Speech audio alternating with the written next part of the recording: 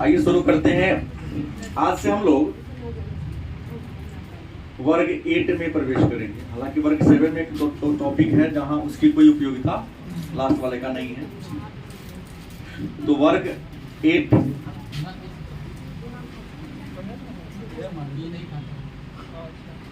NCERT और subject की बात करें तो ज्योग्राफी में प्रवेश करेंगे और पाठ संख्या 1 पर हम लोग चर्चा करने वाले हैं, जिसका नाम है संसाधन। क्या पढ़ेंगे? संसाधन के बारे में जानना है। संसाधन क्या है? संसाधन कहते किसे हैं? संसाधन का मानव के जीवन में क्या महत्व है? तो सबसे पहली बात जान ले, संसाधन का परिभाषा होता है वे सभी वस्तुएं जो प्रत्यक्ष या अप्रत्यक्ष रूप से मानव की आवश्यकता को पूरा करता है। आवश्यकता को पूरा करता है या पूरा करने की क्षमता रखता है, उन सारे वस्तुओं को हम क्या कहेंगे? संसाधन कहेंगे। मतलब परिभाषा हो गया कि वे सभी वस्तुएं जिनमें मानवीय आवश्यकता को संतुष्ट करने की, मानव के जरूरत को पूरा करने की समर्थ होती है, क्षमता होती है, संसाधन कहलाता है। ये जो संसाधन है, रियल में संसाधन दो ही प्रकार के होते हैं। संसाधन के प्रकार कितने होते हैं? तो संसाधन के दो प्रकार होते हैं। पहला प्राकृतिक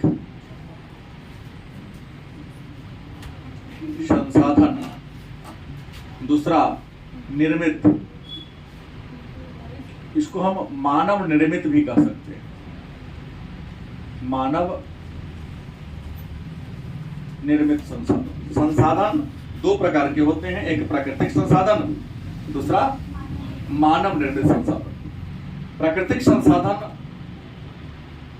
की परिभाषा होगी कि प्रकृति के द्वारा मानव को निःशुल्क रूप में, क्योंकि प्रकृति इंसान से कोई शुल्क नहीं लेती है, प्रकृति के द्वारा निर्मित या प्रकृति के द्वारा दिए गए संसाधन को प्राकृतिक संसाधन कहते हैं।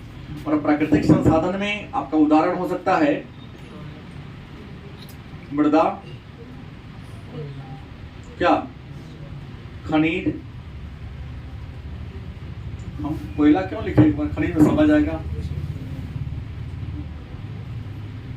जल, क्या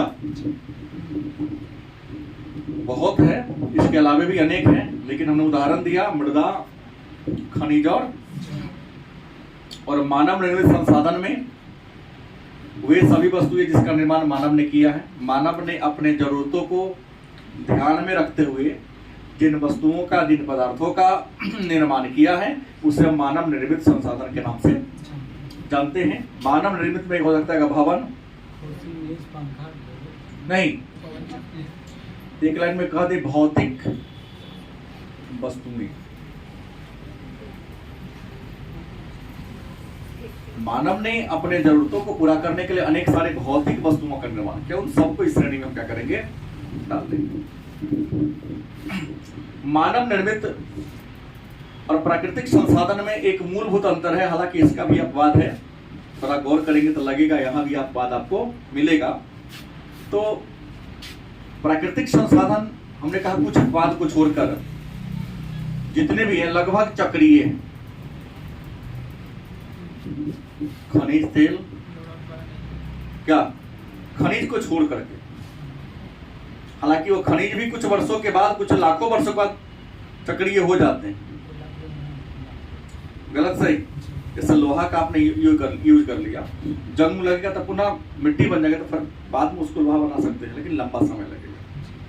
तो ये चक्रीय है, एक दो अपवाद को छोड़ दिया जाए। लेकिन मानव निर्मित जो संसाधन है ये हमेशा अचक्रीय है। गलत कि सही? अब सवाल है मानव निर्मित संसाधन के वर्ग कितने हैं, प्रकार कितने हैं? तो मानव निर्मित संसाधन के भी कुछ वर्ग हैं, कुछ प्रकार हैं। और प्राकृतिक संसाधन के भी कुछ क्या है प्रकार हैं। तो मानव निर्मित संसाधन में अगर हम बात करें तो मानव निर्मित संसाधन को हम तो पहले दो भाग में रख सकते हैं। पहला कौन होगा? निजी, दूसरा सामुदायिक। मानव ने कुछ ऐसे भी चीजों का निर्माण किया है, बनाया है, जो जिस पर उसका व्यक्तिगत किसी खास व्यक्ति का अधिकार होता है। जिस पर खास व्यक्ति का, खास नाम का व्यक्ति होगा, उसका अगर दबदबा हो, प्रभुत्व हो, तो उसको निजी संसाधन कहें। और कुछ ऐसे भी संसाधन हैं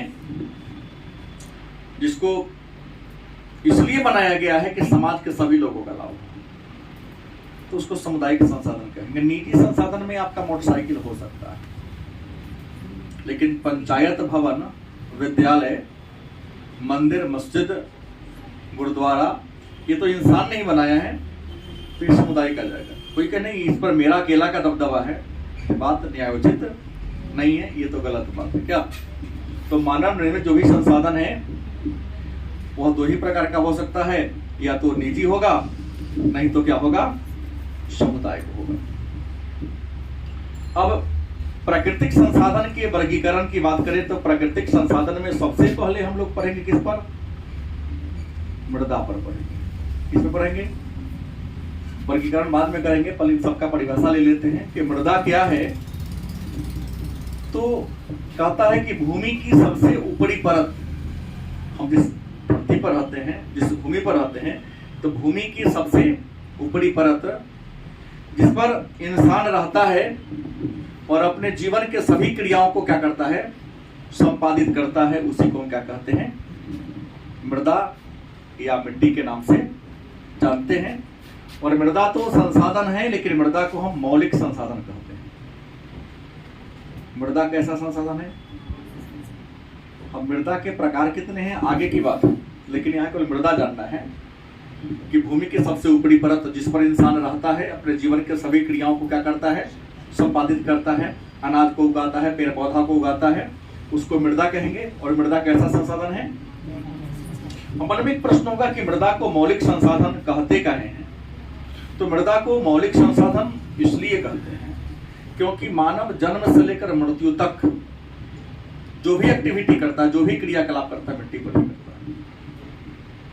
क्या मृदा नहीं होती तो मानव जीवन का अस्तित्व, आज इंसान जहां पहुंच चुका है शायद वहां या इंसान आता ही नहीं।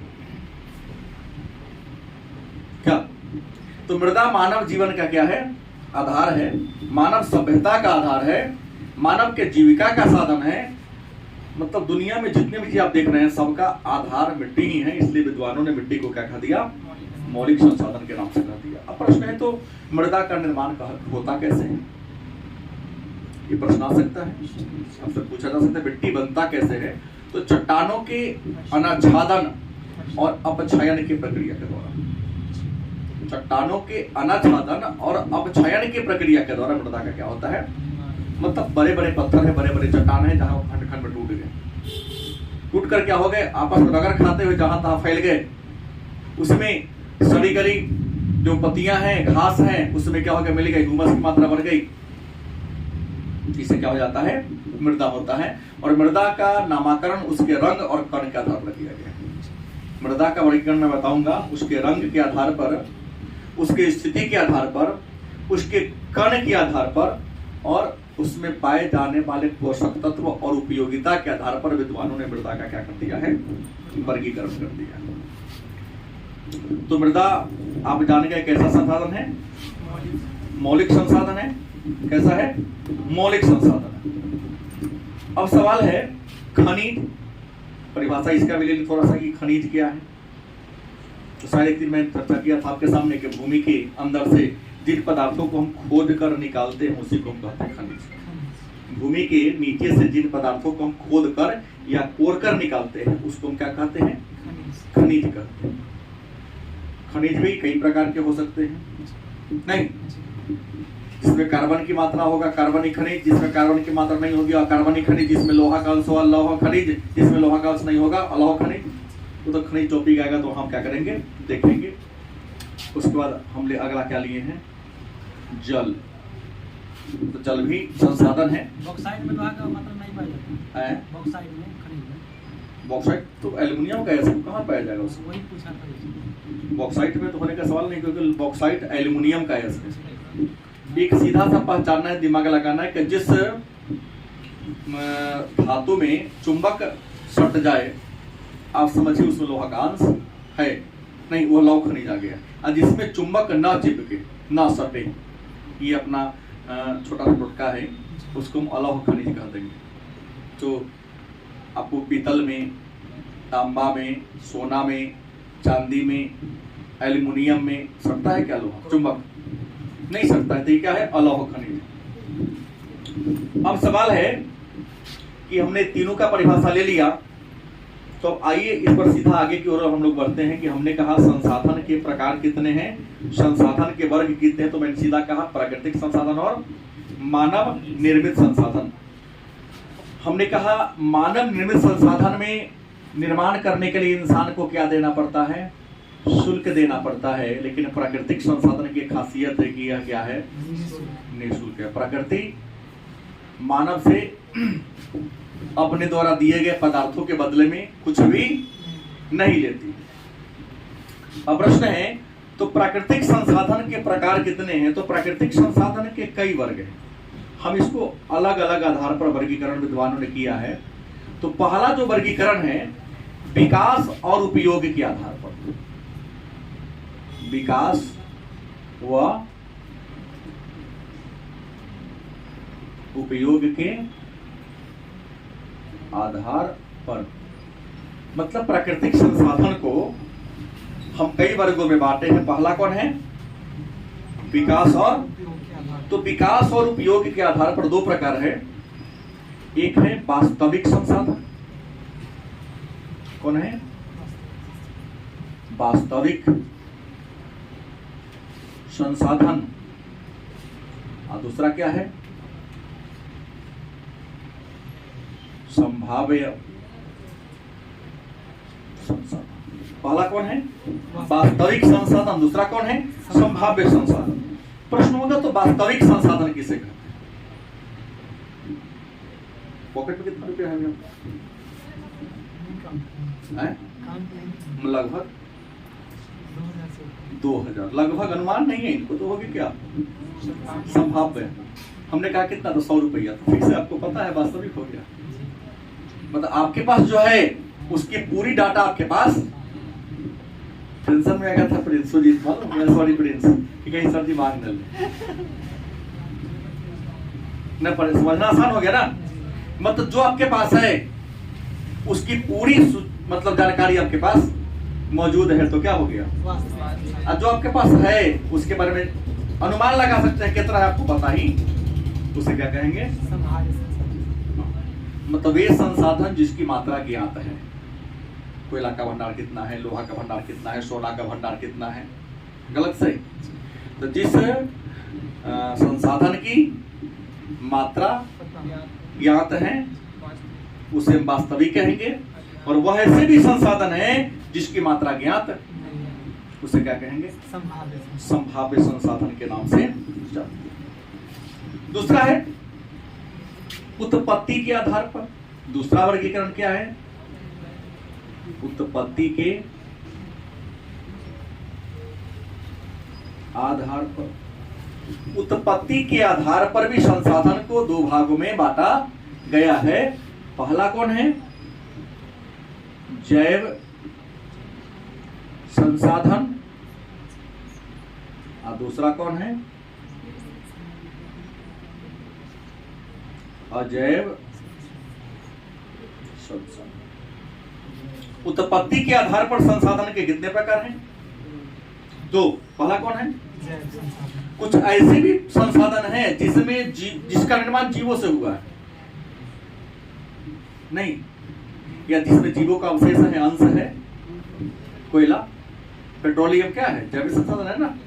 क्योंकि कोयला तो पेड़ पौधा के ऑक्सीजन की उपस्थिति में ताप और दाब तो मिला उसके, लेकिन वहां ऑक्सीजन जला जरूर, लेकिन जब तक ऑक्सीजन नहीं मिलेगा वो राख बनेगा क्या? नहीं बनेगा। तो जैव संसाधन उस संसाधन को कहते हैं जिसमें जीव का अंश मौजूद होता है या जिसका निर्माण जीवों से होता है, उसे क्या कहेंगे? जैव संसाधन। और कुछ ऐसे भी संसाधन हैं जिसमें जीवों का अंश, जैसे पत्थर में जीव है क्या? बोलो, मिट्टी में है क्या? संसाधन तो है, लेकिन मिट्टी में जीव जान है कहाँ है? चट्टान टूट फूट हुआ, महीन हो गया, मिट्टी बन गया। गलत सही? तो जिसका निर्माण जीवों से हुआ है, जैसे कोयला, पेट्रोलियम, गलत सही, तो उसे क्या कहेंगे हम? जिसका निर्माण जीव से नहीं, चट्टानों से हुआ है, अजैव संसाधनों से हुआ है, उसे क्या कहेंगे हम?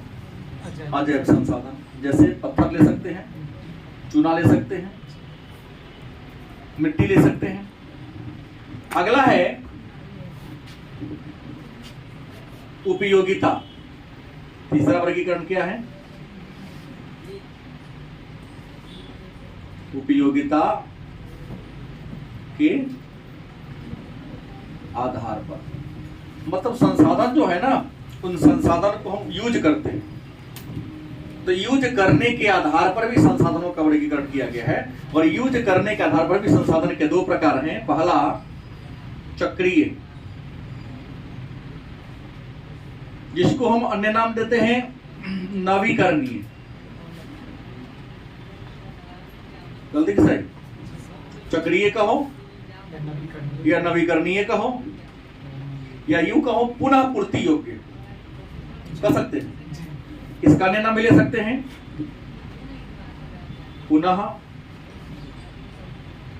पूर्ति योग्य।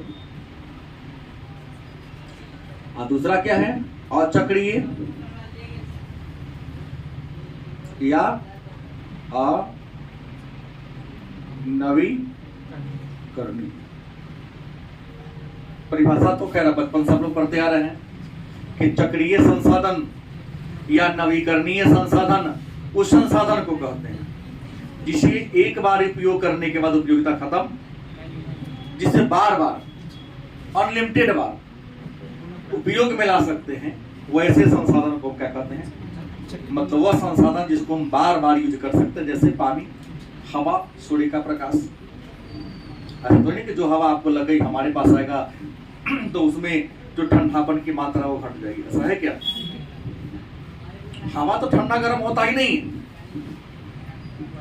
हवा तो ठंडा गर्म जिस क्षेत्र से गुजरती है वहां के जलवायु से हुआ, गर्म पर्दे से गुजरेगी तो गर्मी को स्वीकार कर लेगा। गलत सही? ठंडा पर्दे से क्रॉस करेगा तो उसके ठंडापन को, शीतलता को क्या कर लेगा? अपने अंदर समाहित कर लेगा और आपके बॉडी को स्पर्श करते हुए आगे बढ़ेगा। तो गर्म वाला क्षेत्र से गुजराएगा तो गर्म लगेगा, ठंडा वाला क्षेत्र से आया होगा, जल को छूते हुए आया होगा तो क्या लगेगा? तो हवा के अंदर जो ताप है, उस ताप के आधार पर कह सकते हैं कि हवा कहां से आ रही है। गलत है सही? नवीकरणीय बार बार यूज कर सकते हैं, और अचक्रीय जिसको एक बार उपयोग करे, उपयोगिता क्या हो गई? खत्म हो गई, उसे क्या कहेंगे? हाँ। चौथा जो वर्गीकरण है उसका है वितरण के आधार पर। किस आधार पर? वितरण के आधार पर। वितरण का मतलब होता है बंटवारा। वितरण का मतलब क्या होता है? बंटवारा। मतलब वितरण के आधार पर भी संसाधन को दो भाग में बांटा गया है। पहला है सर्वव्यापी या सर्वव्यापक, और दूसरा कौन है? स्थानिक। सर्वव्यापी का मतलब क्या हो गया? कुछ ऐसे भी संसाधन है जो हर जगह मौजूद है, हर जगह उपलब्ध है। क्या हम मिट्टी जल को नहीं कर सकते? मृदा तो सर्वव्यापी है, हवा तो सर्वव्यापी है, सूर्य का प्रकाश तो सर्वव्यापी है। तो वह संसाधन जो हर जगह आसानी से उपलब्ध है, देख लेते मिल जाता है, उसे हम क्या कहेंगे? सर्वव्यापी संसाधन। लेकिन कुछ ऐसे भी संसाधन हैं जो हर जगह नहीं, कुछ खास जगह मिलते हैं। कुछ ऐसे संसाधन जो कुछ खास जगह मिलते हैं। गलती सही? सोना का खास एरिया है, कोयला का भी खास जगह है ना? तो जो संसाधन किसी खास क्षेत्र में, खास इलाका में मिलते हैं, उसको हम स्थानिक संसाधन के नाम से जानते हैं। तो उम्मीद है संसाधन क्या है, संसाधन कहते किसे हैं, इस बात को हम लोग क्या हो गए, समझ गए। अब आगे चर्चा करना है कि संसाधन तो हमने ये जाना सीमित है। जिस गति से इंसान की जनसंख्या बढ़ती जा रही है उस गति से संसाधन बढ़ नहीं रहा है, तो हम सबका फर्ज है कि संसाधन को बचाना पड़ेगा। लास्ट प्रश्न आपको मैं बता दूं कि संसाधन संरक्षण क्या है। क्या है संसाधन संरक्षण क्या है? तो संसाधन का परिभाषा मैंने अभी दिया कि वे सभी वस्तुएं जो मानव के जरूरत को पूरा करती हैं या पूरा करने की सामर्थ्य रखती है, क्या कहते हैं, संसाधन कहा जाता है। लेकिन हमने अभी कहा कि संसाधन कुछ नवीकरणीय है, लेकिन अधिकांश संसाधन क्या है, अनवीकरणीय है। मतलब उसको यूज कर लेंगे तो दोबारा यूज में उसको आप नहीं ला सकते। मतलब संसाधन अनवीकरणीय है या अचक्रीय है, या संसाधन की विशेषता है कि संसाधन क्या है, समाप्य समाप्य क्या है, एक समय के बाद कोयला भी खत्म हो जाएगा, पेट्रोलियम भी क्या हो जाएगा, खत्म हो जाएगा। आने वाले दिनों में लड़ाई रुपया के लिए नहीं होगा, जल के लिए लड़ाई होगा, क्योंकि जल की मात्रा ही आपके पास क्या होगी, कम होगी। लोग हैंड पंप को हमको लगता है लॉकर में गाड़ेगा, अपने घर के चारों लॉकर बना देगा, इतना स्ट्रॉन्ग कोई आके पानी निकाल के लेकर ना चला जाए। कहेंगे पानी तो बहुत है, पानी तो मैं मान लिया बहुत है। पिछले क्लास में हमने कहा था कि मानव के लिए जो पीने वाला पानी वो 0.001% है। क्या वो भी है, तो हम लोग दूषित करते जा रहे हैं। क्या जी, अभी आप देख रहे हैं थोड़ा सा मानसून 15 दिन लेट से पहुंचा है, तो कितने गांव के हैंडपंप ने पानी देना कम कर दिया था। कई गांव में तो हैंडपंप सूख ही गया था। ऐसा हुआ है ना आपके बिहार में, कई जिला में, कई गांव में ऐसी घटना सुनने को मिली है। तो संसाधन क्या है, समाप्य है। तो संसाधन संरक्षण क्या है, तो संसाधनों का बुद्धिमत्तापूर्ण तरीके से यूज करना। संसाधनों का किस तरीके से, बुद्धिमत्तापूर्ण तरीके से प्रयोग करना। मतलब जितना जरूरत हो उतना ही लो, जरूरत से ज्यादा उसका यूज क्या करें, ना करें, उपयोग में ना लाए, क्योंकि लाएंगे तो बर्बाद होगा ना। तो संसाधनों का बुद्धिमत्तापूर्ण तरीके से क्या करना, उपयोग करना संसाधन कहलाता है। और संसाधन को संरक्षण करने के लिए एक बात पर आपको फोकस करना पड़ेगा, सतत पोषणीय विकास। मन में होगा ये सतत पोषणीय विकास क्या है, तो संसाधनों का ऐसे यूज करना कि वर्तमान लोगों के जरूरत को पूरा तो करे ही, लेकिन अगले भी जो पीढ़ी है, जो भविष्य की जो आपको पीढ़ी है, उसके भी जरूरत को क्या करे, पूरा हो। नहीं जैसे यार के जो पियक्कर लोग हैं वो इसके तरह ही सोचना है कि अपने पिताजी के अर्जी संपत्ति को अपने बेच बाच के खा पी गया, बेटा क्या खाएगा, रोड पर भी पानीगा। कुछ लोग हैं आपके अगल बगल में होंगे, बेटा सोचेगा हमारे बाप मेरे लिए सोचा, मैं बेच के पी रहा हूँ। नहीं, क्योंकि मैंने 2 महीना पहले एक समृद्ध लोग से मुलाकात हुई थी, जमीन बेच के खाने वाले थे, उनसे हमारी कुछ बात हुई। तो उसने कहा कि जो खरीदता है ना बहुत दिक्कत में जीने वाला होगा। मतलब यहाँ कमी करेगा, वहां कमी करेगा, तो पैसा बचाएगा तो जमीन को क्या करेगा, कर देगा। हमने कहा कि ठीक है, आज तो बेच का बहस कर रहे हैं, हो सकता है जिस दिन ना रहेगा क्या होगा, उनका उत्तर अच्छा था, इसे बाद में सुधर देते हैं, तो बेटा तो रोड पर आएगा ना। तो सतत पोषणीय भाई संसाधन तुम्हारे पास ऐसा यूज करो कि तुम तो अब संतुष्ट हो गए, तुम्हारी जो अगली पीढ़ी उसके लिए भी क्या रखो, बचा के रखो, तो अपने संसाधन का संरक्षण होगा कि नहीं होगा। तो आज हमने संसाधन और संसाधन टॉपिक के बारे में चर्चा किया। कल की क्लास में जो प्रमुख संसाधन है, मृदा, जल, भूमि, इन सब के बारे में एक एक करके क्या करेंगे, चर्चा करेंगे विस्तार से।